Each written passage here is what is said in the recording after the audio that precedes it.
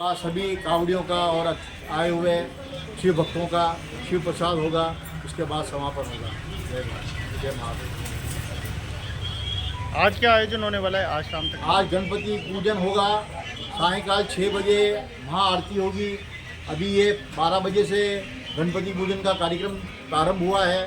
अभी 3 बज रहे हैं। इस समय गणपति पूजन के लिए तैयारी पूर्ण हो चुकी है और जनता भी यहाँ आ चुकी है।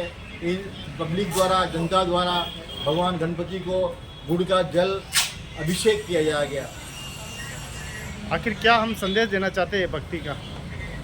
सनातन धर्म में गणपति भगवान किसी भी कार्य को प्रारंभ करने से पहले भगवान गणपति का पूजन होता है।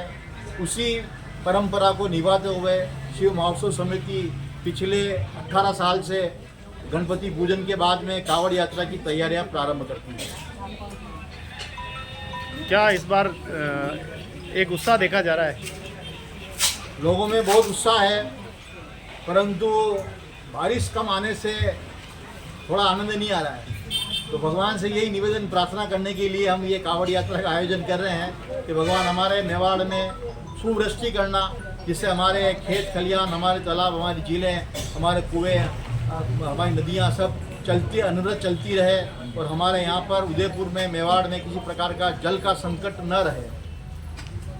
भगवान भोलेनाथ तो स्वयं जगत के स्वामी हैं। क्या संदेश दे रहे भोलेनाथ की इस मानव जाति को कि वो अच्छे रहे, स्वस्थ रहे, नशा न करे? लेकिन आप देखें कि जिस प्रकार भोलेनाथ के मंदिरों में अप्राकृतिक घटनाएं, नशेड़ी करना, क्या ये भोलेनाथ का चित्रण और चरित्र करता है? अब सतयुग, कलयुग, द्वापर युग और ये कलयुग आ गया है। इस कलयुग में रामायण में भी लिखा हुआ है कि इस प्रकार से नाना प्रकार की जो है वो जनता द्वारा, पब्लिक द्वारा भगवान की आराधना में कुछ न कुछ विघ्न पड़ेंगे और पड़ ही रहे हैं। अब देख लो वायनाड में किस प्रकार का हुआ। जब हम पेड़ को काटेंगे और ज़मीन को छोड़ देंगे तो आखिर प्रकृति अपना रौद्र रूप दिखाएगी। उसी के परिणाम स्वरूप ये जनहानि हो रही है। भगवान से प्रार्थना करते हैं कि इस प्रकार की जनहानि न हो और हम सुधरेंगे। हम कह रहे हैं हम सुधरेंगे और हम पेड़ लगाएंगे। हम वापस जमीन को पेड़ों से आच्छादित कर देंगे। हरियाली हम पूरी करेंगे। हमारा प्रयास रहेगा। हम सब भक्त मिलकर के काम करना चाहते हैं। गाय को बचाना चाहते हैं, पेड़ों को बचाना चाहते हैं, नदियों को बचाना चाहते हैं, हमारी हवा को शुद्ध करना चाहते हैं। इस प्रकार के अनेक प्रकल्प हम कर रहे हैं। तो भगवान से प्रार्थना है कि इस प्रकार का रौद्र रूप न दिखाए। कैसे अभिषेक होगा? गुड़ अभिषेक थोड़ा दिखाए ऊपर चल के दर्शकों को।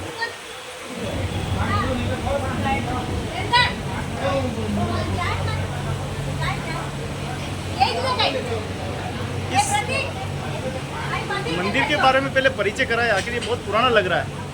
हाँ, ये मंदिर बहुत पुराना है।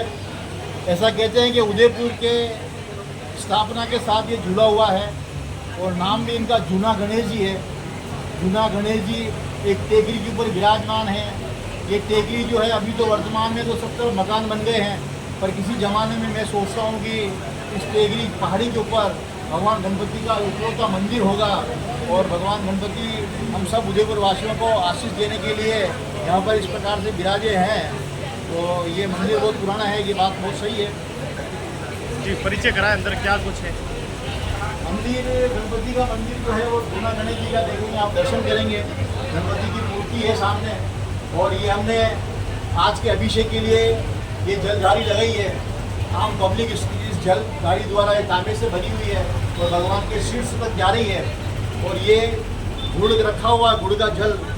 इस गुड़ के जल से और कोटियों में गुड़ का जल भरा हुआ है।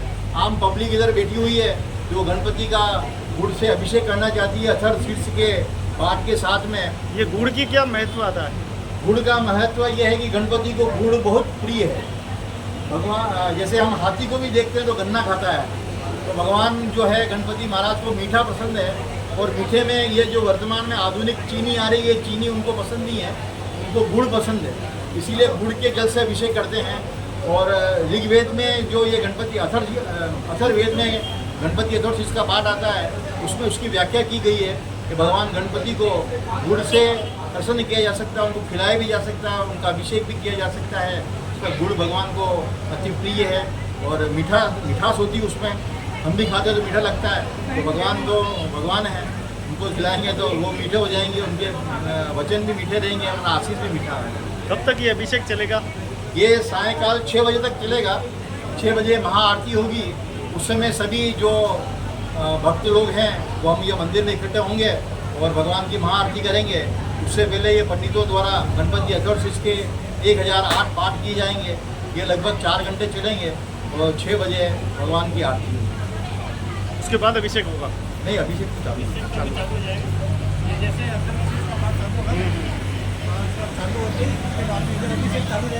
बिल्कुल बिल्कुल। आप भी बताएं जरूर, थोड़ा सा यहाँ आ जाओ। भाभी जी आप बोलो। जूना गणेश जी से ये तस्वीरें, भक्तिमय तस्वीरें निकल रही है और ये तस्वीरें साफ साफ बयां कर रही है सनातन संस्कृति को, हमारी हिंदू संस्कृति को दर्शा रही है कि हमारा हिंदू धर्म आज का नहीं, प्राचीन धर्म है। देखिए कितनी पुरानी और प्राचीन भगवान की मूर्त है। इससे हम परिचित कराएंगे। लो पकड़ो, बोलो थोड़ा सा, चलो मैं बोलूं। हाँ भक्त मंडल का आप भी सदस्य हो, बोलो। गणेश जी के बारे में बताओ, कितना पुराना है, आप सेवा करते हैं यहाँ की? 33 साल से हम यहाँ पे सेवा पूजा करें। मेरा नाम मोहना माली है। पहले मेरे ससुर जी इनकी सेवा करते थे, फिर मेरे सासू जी करने लगे और फिर मैं अभी शुरुआत में मैं चालू हुई हूँ। अभी करीबन 5-6 साल से मैं ही सेवा करने लगी हूँ। और करीबन यहाँ पे गणेश चतुर्थी का प्रोग्राम होता है, अंकुर का महोत्सव होता है और भक्त लोग आते हैं और पब्लिक आती है और बुधवार के दिन भी आम पब्लिक दर्शन के लिए आती है। मैं चाहती हूँ हमेशा के लिए ज़्यादा से ज़्यादा लोग मंदिर आए और ये गजानन जी की मूर्ति है, जूना गणेश जी मंदिर प्रसिद्ध हो। बहुत सारे लोग जानते नहीं हैं, पूछते भी आते हैं और अभी तक बहुत सारे लोगों को पता नहीं है कि जूना गणेश जी मंदिर कहाँ है। क्या ये 7 दिनों का क्या क्या कार्यक्रम करने जा रहे हैं? 7 दिनों के कार्यक्रम में पहले फर्स्ट में जूना गणेश जी मंदिर में आज- गजानन जी को आज हो रहा मूर्तें है। आते हैं, जो गुड़ का अभिषेक होता है। उसके बाद अभिषेक चलता रहेगा शाम को 6 बजे तक। 6 बजे अभिषेक खत्म होने के बाद वापस भगवान को अच्छे पानी से नहलाया जाता है, फिर उनका वापस श्रृंगार किया जाता है और फिर महाआरती होती है। महाआरती के बाद जो भक्त लोग आते हैं उनको, जो हमारे जो सदस्य लोग हैं उनका खाना और पंडित लोगों का खाना वाना जो भी है किया जाता है। आप नक्काशी देखें, इसकी शिल्प कला देखेंगे तो आपको लगेगा कि ये काफ़ी प्राचीन मंदिर है और यहाँ पे जिस प्रकार से भक्ति की जा रही है वो वास्तव में तारीफ़ काबिल है। और इसी इस क्या बोलते हैं, इस जरेली के माध्यम से जो है पानी सीधा जो अभिषेक है वो गणेश जी को सीधा होगा और उसके लिए ये पूरे कुंड भर दिए गए हैं। चलिए अब चलते हैं नीचे।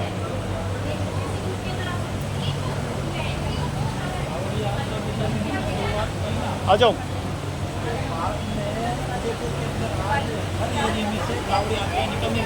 हाँ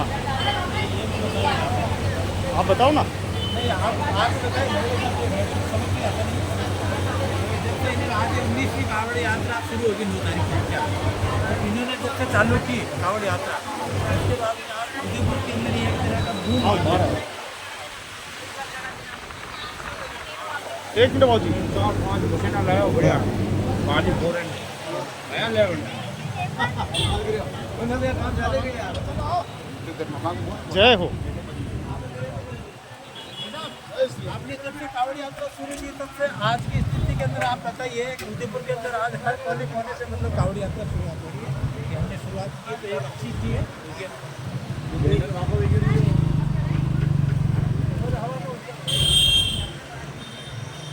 काफ़ी प्राचीन बातें हैं और भी हमें जानने का मौका मिलेगा। जी बाबू जी।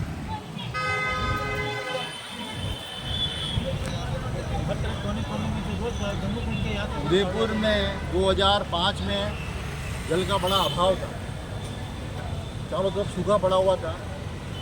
तो हमारा गुरुजी ने एक उपाय बताया कि ये जो गंगू कुंड है ये 4500 साल प्राचीन ऐसा गंगा का स्थान है। ये चौथा पाया कहा जाता है गंगा जी का। तो उन्होंने कहा कि यहाँ से जल लेके जाओ और उभेश्वर महादेव जो महान भारतीय जल विभाजन रेखा के ऊपर विराजमान है, वहाँ जाकर के जल का अभिषेक करो गंगा जल से भगवान को स्नान कराओ तो निश्चित रूप से उदयपुर में बारिश होती है। और उसको हमने किया पूरी इस प्रयोग को, तो उसकी सफलता मिली। 2006 के बाद में यहाँ पर कभी अकाल नहीं पड़ा। हमारी झीलें भरी हुई है, हमारे कुएँ भरे हुए हैं, हमारे खेत खलियान हमारे जो है वो हरे हो गए हैं, पेड़ अच्छे हो गए हैं। तो इस प्रकार से बिल्कुल सुख समृद्धि और शांति हमारे यहाँ पर 2006 के बाद में जल के संबंधित किसी प्रकार की कोई दिक्कत नहीं है। जैसे जैसे कांवड़ यात्रा का वर्ष बढ़ते गए तो इससे जागृति होती गई। सनातन धर्म के लोगों ने विभिन्न स्थानों से कांवड़ यात्राएं प्रारंभ करना शुरू किया और अधिकांश कांवड़ यात्राएं गंगोकुंड से ही प्रारंभ होकर के अपने अपने इष्ट देव महादेव के मंदिर में जाते हैं और अपनी इच्छा के अनुसार जो जलाभिषेक करते हैं।